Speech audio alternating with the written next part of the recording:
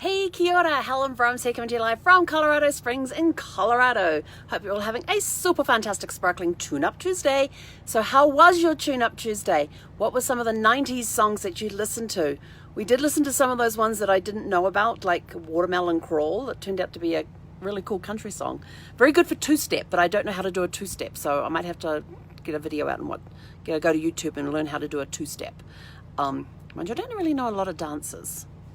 Might have to go on YouTube and learn a new dance. Maybe that'll be next week's one. Go learn a new dance. Worked on my vision and mission. Worked on my personal vision and mission a little bit today. Definitely outdated and needs some fine tuning. And didn't get much of the business processes done because I was busy doing follow-ups from last week, making new connections. And what else did I get on my list? Oh yeah, that was about it. And doing some phone calls, and I still have some calls to do tonight.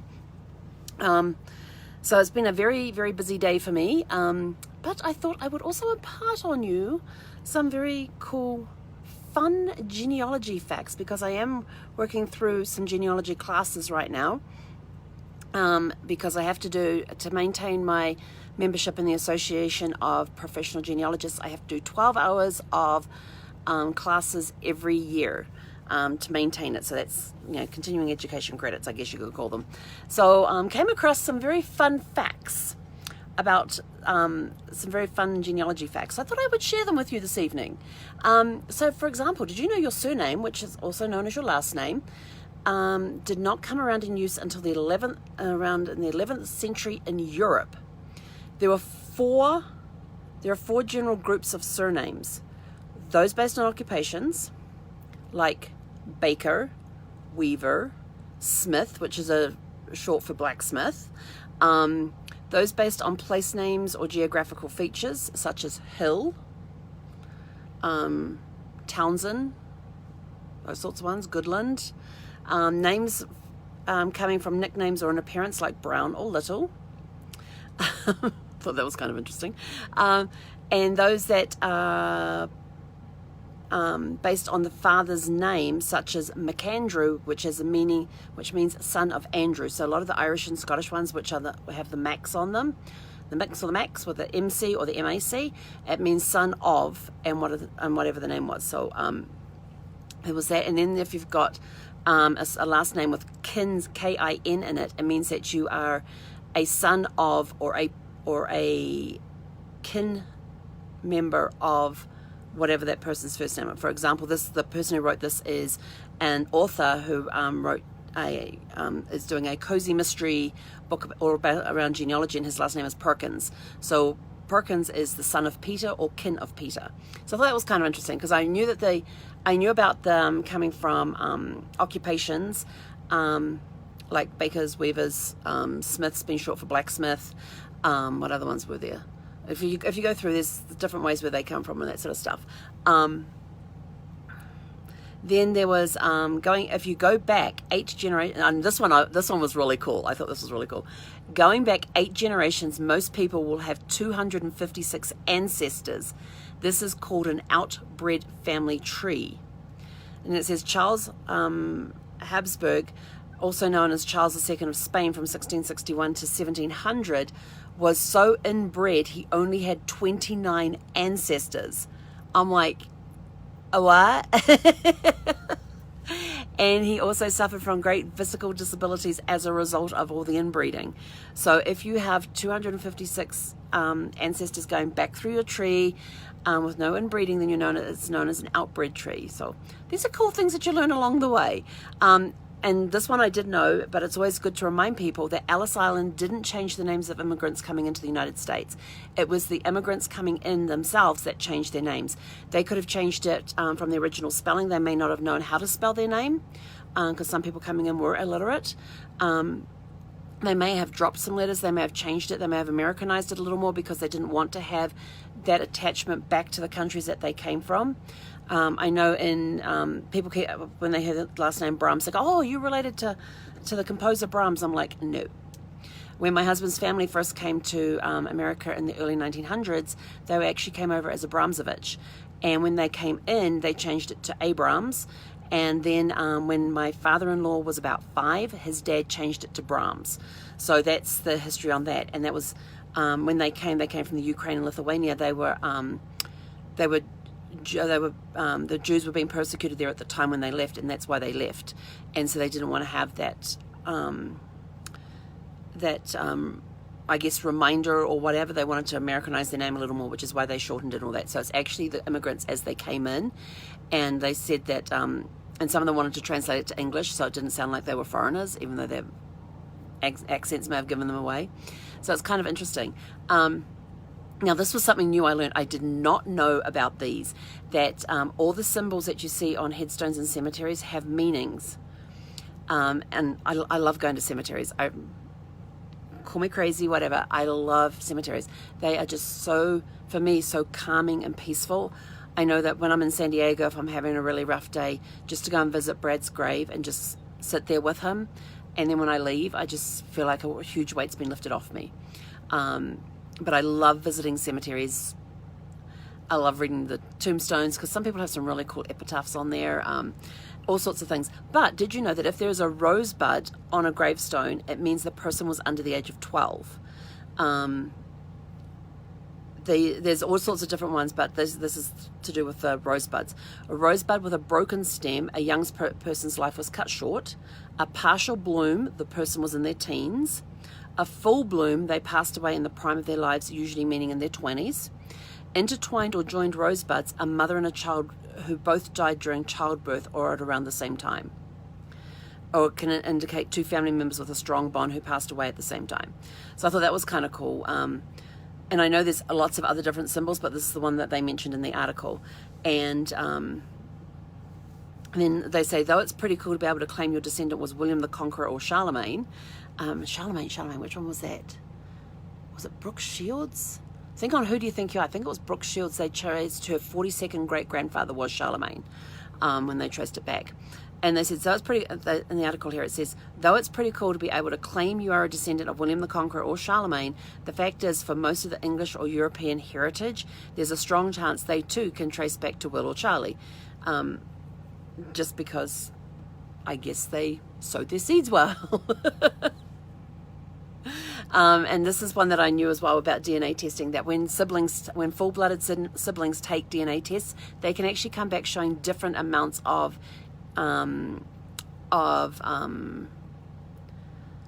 different heritages and things. For example, this author, you could be, he put here for an example, you could be 20% Scandinavian while your brother could be 45% or vice versa. It happens very easily because you don't all get the exact same DNA from your parents. You get different portions, which of course have different codings on them for your ethnic backgrounds. I can't remember to say that word. One thing that I do love though, and this is hint number 7 on this article about 7 unknown facts about genealogy, is that, and this one I love because I love looking at shipping lists as well, because you can get so much information off them. If you can find out what ship your ancestor came over on, you can find out things like, and especially coming into America, trying to remember back to New Zealand. Now, New Zealand, they had their names and ages, where they came from, and because the government was subsidizing people to come to New Zealand, how much the government subsidized and how much the person actually paid for their fare, because they did this thing where they wanted people to come to New Zealand to colonize it in the 1800s. But it didn't have this. But coming into America, they have things like height, hair color, occupation, general health, and how much money they had on them when they came to the US. And sometimes give your research an expert by telling you the name of their nearest living relative in their home country. Some of them do that, and what town they came from before they sound. So if they left from, for example, if they left from Southampton, they may have come down from I don't know, from Manchester or something. They may have come from some other area, and it said, we'll have in there their hometown. I know on the ones in New Zealand, some of them turn around and say, where in England did you come from, or Scotland, where did you come from? And it will list there, like if they came from London, if they came from Sussex, or if they came from Essex, Cambridge, that sort of thing, that will have it all listed. It will have it, some of the shipping lists will have it listed there. So there's certain records out there that I absolutely love going and looking at because there's so much information. Like if you're trying to find information on a person's parents, look for their marriage certificate, because the marriage certificate lists who the parents are, and it will list on the marriage certificate the maiden name of the mother, and the maiden name being the name that she was born with, her last name that she was born with. So you can find the maiden name of the mother on somebody's marriage certificate if they know who their mother is. You can also find the father's name on there, and quite often the occupation of the father. Sometimes it will have the occupation of the mother as well, which all helps in research. And if you can't find your direct ancestors' marriage certificate, you may be able to find one of their siblings. So this is when, if you're going straight up your line, you're going straight up your ancestry line through your parents, your grandparents, great-grandparents, blah, blah, blah, blah, all the way back, and you get stuck and you can't go forward. Sometimes you've got to go sideways if you know who their siblings were, and go find their marriage records, because they'll give you the information there, and then you can come back and carry on up. So sometimes you've got to go sideways to go up. In genealogy, because sometimes you can find information on siblings that you can't find on your direct ancestor, but by finding that information on the siblings can help you then unlock your more on your direct ancestor line as well. So there's all sorts of fun facts out there about genealogy, but I found this article today by, who was the name of the guy? S.C. Perkins. They're an author of Murder Once Removed, which is a cozy mystery series about a genealogist who uses their skills to solve murders. And I'm like, ooh, maybe I can solve some. I don't know. No, I don't. I really don't want to get into that part. But helping find people, that would be really cool. So yeah, because somebody asked me one time if I can help people find their birth parents, and I'm like, I don't have the skill set to do that yet. It's something that I am looking into, but right now I need to concentrate on the genealogy side of it, and then yes, we will definitely look at possibly getting certified, looking at whatever credentials and stuff I need to do to be able to go find missing people, which I think would be really cool, to be able to reunite family members. I love watching those shows. I can't remember the name of it, but there was a guy and a girl who were both adopted, and they both do research and are tied in genealogy in some way. I can't remember the connection, but they would help parents find children that have been adopted, or help children who have been adopted find their birth parents. And there were some great stories in there, and they always did the DNA testing to make sure, and they went and spoke to the person who they went and interviewed the people that they thought might be the birth parents, or the birth mother, the birth father, whoever it was they were looking for. Or maybe it could have been a sibling that was left behind because the parents are now deceased. So it was just really cool. And then just seeing the reunions and everything else, and hearing what the circumstances were that they gave kids up for adoption. It was heartbreaking, some of them. Some of them said, I was in a really bad place. It just wasn't the right environment. I wanted you to have the best. And I'm so like, that's a really cool thing to say. And so yeah, it was a little heart-wrenching watching some of those. But I thought, man, to be part of that process would be really cool. So it's something I will definitely look into, and it's on my plan to do at some point. I don't know exactly when, but yeah, to be able to go and help reunite families would be, warms my heart. I think that would be a really cool thing to add to my bag, but my bag of tricks. But right now, I don't find missing people. I can help you once you've got the birth parents information, all that. I can help you research the ancestry. That's not a problem. I can do that. I love doing that. And then out comes all these skeletons that come out as well. And yeah, there's a lot of fun stories that you can find when you're researching family trees. And I like the stories that come out. And and then there's the theories as to why that happened at that time, and what was the person going through at the time for that event to have happened. What was it like? Like, for example, my second great grandmother, she lost her husband when she was pregnant with her third child, and her third child she ended up putting up for adoption. And I know this because years later there was this guy that came and visited my grandfather, and he wasn't looking for anything from the family. He just wanted to know where he came from.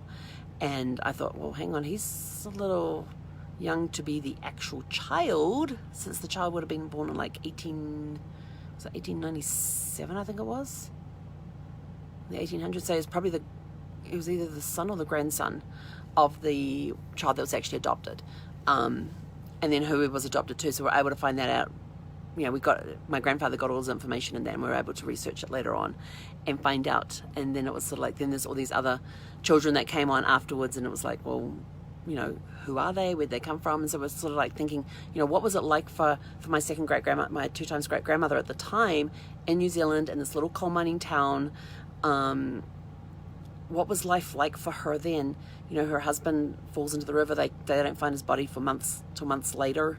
And then, you're pregnant with the 3rd child and you have to give it up for adoption. And then later on you go have other kids. And, what was her life like? What was it like for her to struggle through all of that? So yeah, there's lots of stories in different families, and mine's not the only family that has these types of stories. Most families out there have some stories of struggles. I mean, why would somebody leave a country and come to another country? Those types of stories as well that are out there. What were times like in those countries?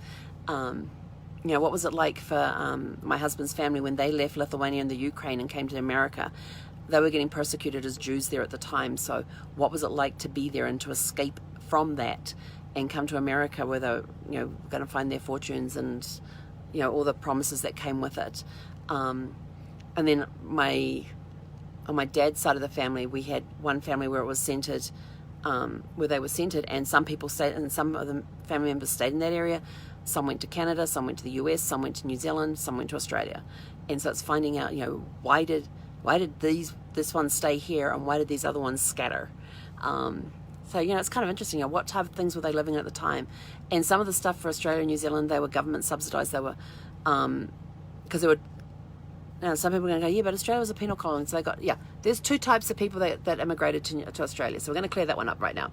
There were those that were part of a penal colony when they started transporting prisoners down there. And then there were those who moved down there, that colonized. They weren't sent down there as criminals. They were just regular people who wanted to go and colonize a new country. And then you have the ones that came to New Zealand who were incentivized by the government to come down to New Zealand, and the government subsidized them in some way. They still had to pay a portion of their fare. But I mean, even have you seen the size of some of those ships that they traveled on in those days? They were small, nothing like the cruise ships we have today. I mean, even if you take the smaller, they were small ships, and they were in cramped quarters for months, not days or weeks, months.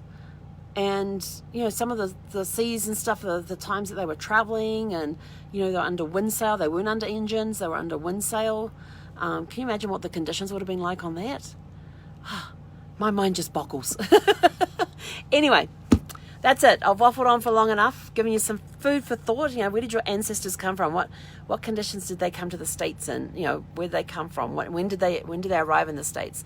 What type of ships did they come on? Why did they leave their country that they came from? It's always a great question to ask, and some families have the stories passed down through generations. Some people have actual journals and letters that were written around that time as to why that happened. Some families don't have that, and so on those that don't have it, you've got to kind of ponder at the time, well, what was happening in the country that they left that could have caused them to leave? What were circumstances like? And there's a wealth of records out there that we can get hold of, like census records and mind blank. It's got headache going in my head, but census records are a good indication as well as to what was going on at the time too.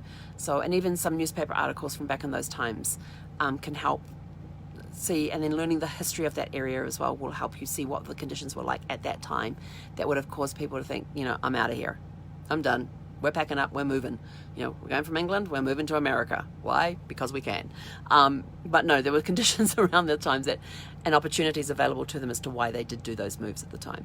But anyway, that's it from me for today. Have a super fantastic sparkling Tuesday. I've got to go let the dog go for a quick run before I get on 2 hours of calls. Better let her do it now. Yes. Oh, she's in the doghouse too. If you want to know why, go check my Facebook page because I posted a picture as to why she's currently in the doghouse. So have a super fantastic sparkling evening, and we'll catch you guys tomorrow. Hei konera.